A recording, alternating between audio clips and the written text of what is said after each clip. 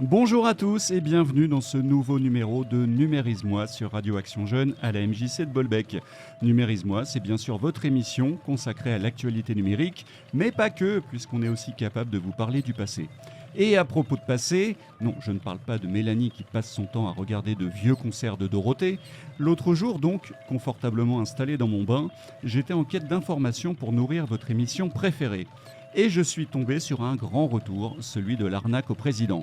Non, Alexandre, ça ne veut pas dire que Joe Biden ou Emmanuel Macron vont envoyer un virus. Non, l'arnaque au président, c'est beaucoup plus subtil et ça s'appelle l'ingénierie sociale. En gros, ça consiste à s'appuyer sur les sentiments de quelqu'un d'autre pour lui faire effectuer une opération quelconque en sa faveur. Un virement d'argent le plus souvent, comme celui que Mélanie doit faire tous les mois sur mon compte pour me remercier de lui apprendre tant de choses. Plus sérieusement, et par exemple, vous avez peut-être déjà reçu un mail de votre cousin Alexandre, généralement c'est l'occasion pour vous d'apprendre son existence, perdu en Afrique et qui a urgemment besoin de 2000 € et vous réclame un virement. Bon, on se fait assez peu avoir dans ce genre de circonstances. L'arnaque au président, c'est la même chose. Quelqu'un se fait passer pour votre chef et vous demande d'effectuer quelque chose au nom de l'entreprise. Donc oui, c'est une usurpation d'identité. Alors au bout d'un moment, plus personne ne se faisait avoir, même ceux qui avaient un cousin naïf et désargenté, mais l'intelligence artificielle et les visios sont passés par là pour affiner les choses et rendre les fausses vidéos toujours plus performantes. Le deep fake, ça consiste à détourner des images et des dialogues pour donner lieu à une fausse visio grâce à l'intelligence artificielle. Je résume très grossièrement. Et pas de chance, un employé de Hong Kong a cru s'être retrouvé en pleine visioconférence avec son supérieur, lequel lui a demandé d'effectuer un virement de 24 millions d'euros. L'escroquerie n'a été révélée que quelques jours plus tard, quand le dit employé s'est inquiété du devenir des 5 virements qu'il avait effectués. Bon, je pense qu'il ne va pas avoir droit au titre d'employé du mois. Alexandre et Mélanie, ne vous faites pas avoir. Si vous recevez une vision de moi, c'est un faux. Par contre, vous n'hésitez pas à m'envoyer de l'argent si vous avez envie. Au sommaire de cette édition, Alexandre va nous emmener au voyage des implants cérébraux. L'homme bionique n'est peut-être pas loin. Ensuite, Mélanie est tombée en admiration devant le personnage d'Alan Turing et est arrivée en hurlant ce matin pour me dire qu'elle voulait en parler. Sous le coup de la peur, j'ai dit oui. Et enfin, Sean, un petit nouveau, nous parlera du jeu Call of Duty. Alors aujourd'hui, on commence avec les implants d'Alexandre. Et oui, aujourd'hui on parle des implants cérébraux. Je ne sais pas si vous avez entendu parler de la dernière invention d'Elon Musk avec l'aide de l'une de ses sociétés, Neuralink. En effet, le milliardaire veut créer un implant cérébral qui aura pour but d'augmenter la mémoire et piloter des technologies par la pensée. En 2021, l'entreprise publie une vidéo dans laquelle on voit un singe en train de jouer à Pong par la pensée. Cette vidéo a d'ailleurs fait réagir des associations pour la défense des animaux. 1500 animaux sont morts au cours des expérimentations. Selon certaines sources, cela serait dû à la pression qu'Elon Musk exerce sur ses employés pour obtenir des résultats rapidement. En 2023, il obtient l'accord de la Food and Drugs Administration pour tester ses implants sur le cerveau humain et sur la calvitie de Benoît. Puis, le 29 janvier 2024, il déclare que son équipe a posé avec succès le premier implant sur un être humain. Il dit que le patient se rétablit et qu'il rajoute que les premiers résultats montrent une détection prometteuse des pics neuronaux. Malgré ces avancées impressionnantes, on peut légitimement s'inquiéter que ce gadget ne soit pas utilisé à mauvais escient. Car on ne sait pas si ces implants peuvent être piratés par le FBI, la CIA ou par des hackers. On ignore comment se feront les mises à jour, si la boîte est à fermer ou encore la prise en charge médicale.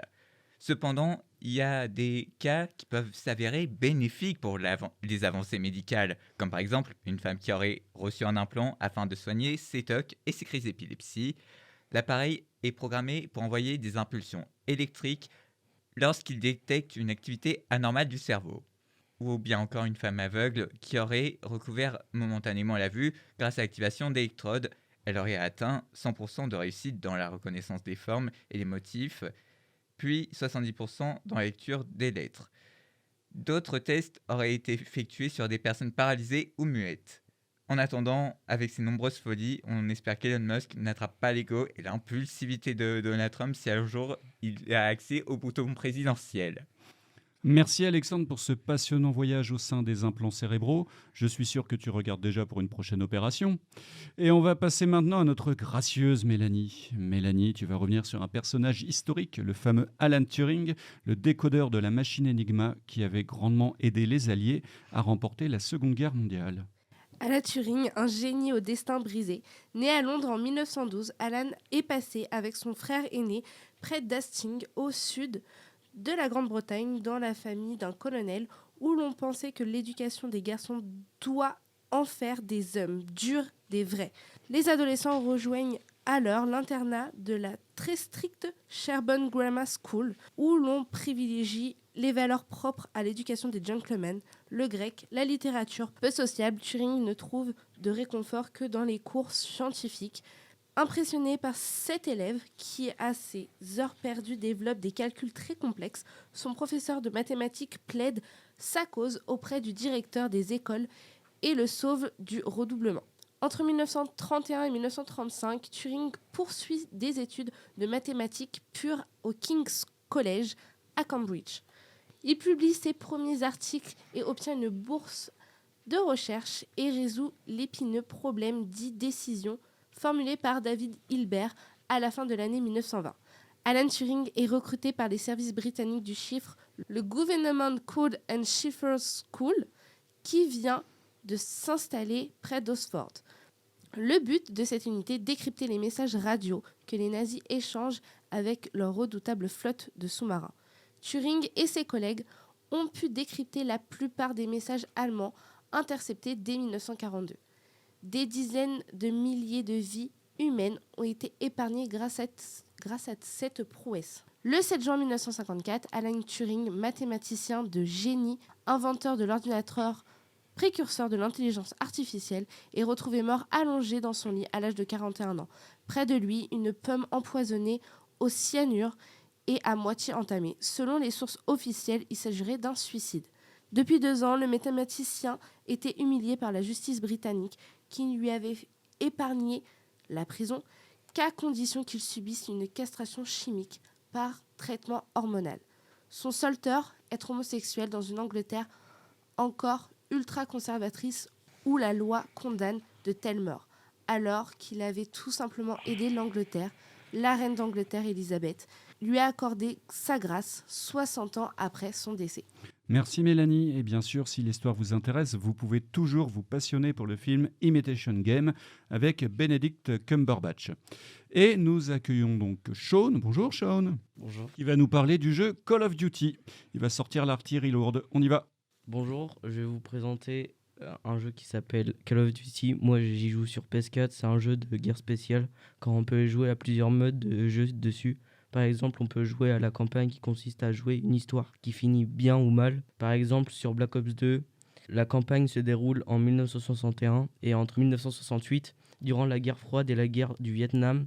Elle raconte l'histoire secrète d'Opération Noire et le personnage principal s'appelle Alex Mason, qui travaille pour la CIA et qui doit empêcher des agents dormants soviétiques d'être activés par une station de nombre, ce qui causerait le déploiement d'un agent neurotoxique sur le sol américain. Voilà pour la campagne. Ou sinon, vous pouvez jouer en multijoueur qui permet de jouer avec vos amis ou tout seul. Et sur ce mode de jeu, vous pouvez personnaliser vos armes ou vos personnages. Et si vous jouez tout seul, vous pouvez rajouter des bots. Ce sont des intelligences artificielles.